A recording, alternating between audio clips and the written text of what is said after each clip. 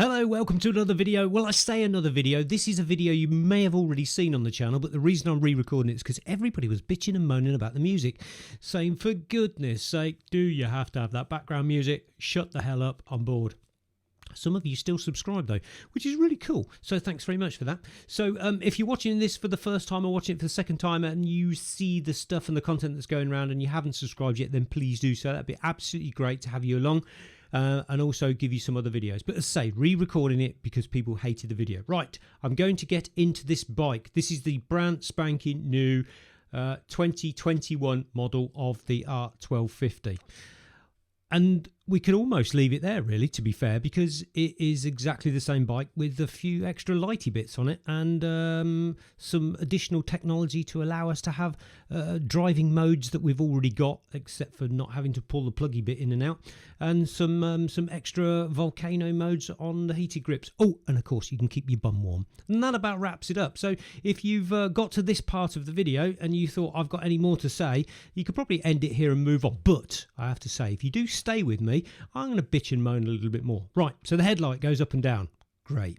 That's it resetting itself every time you turn it on. So it's not saying hello to you, as maybe one of the BMW guys actually say, it says hello to you. No, it doesn't. It's just setting itself to make sure it's working and it goes up and down. And if it didn't go up and down, it'd probably throw you an error up and say there's something wrong with it.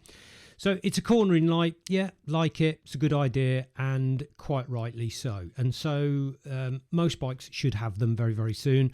It's nothing new. It's well, it is new, obviously.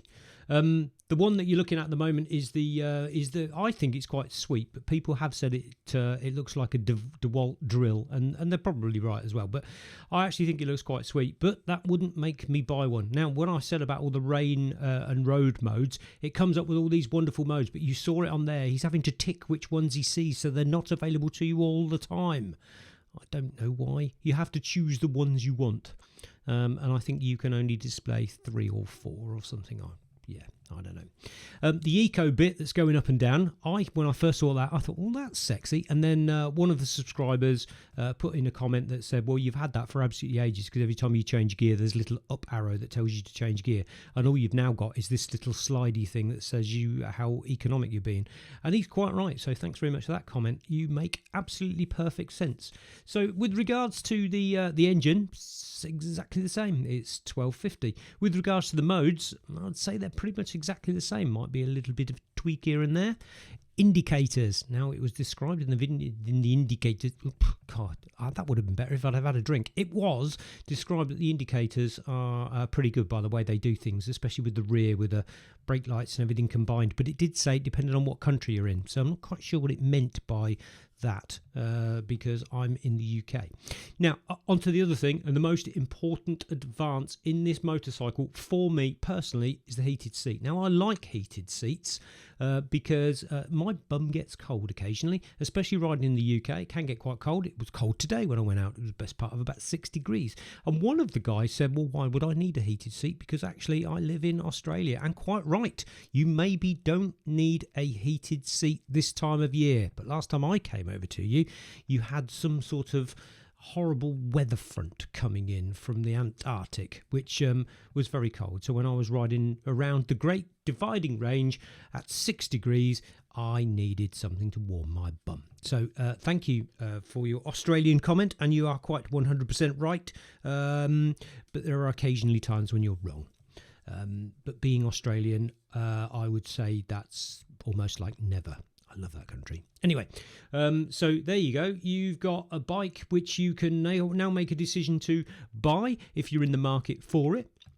If you have a spare 21,000 English pounds, or the equivalent, depending on where you are across the world, or if you have an old GS, like old, and you need to spend lots of money, which basically means you're not going to lose too much on yours because it's already lost all of its money, and then you trade it in, or you keep 2 in the garage or whatever, and then you go out and buy one, and that's great.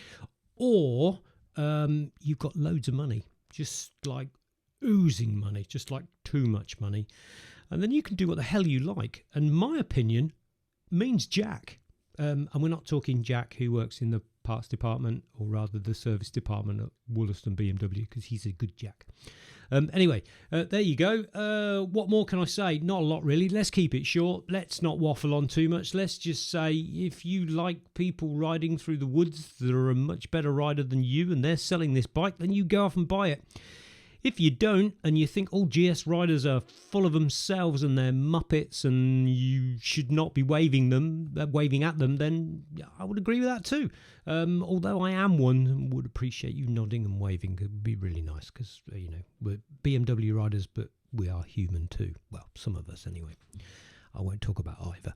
Anyway, so thanks very much to everybody for taking the time to watch this, or rather listen to my drivel and waffle.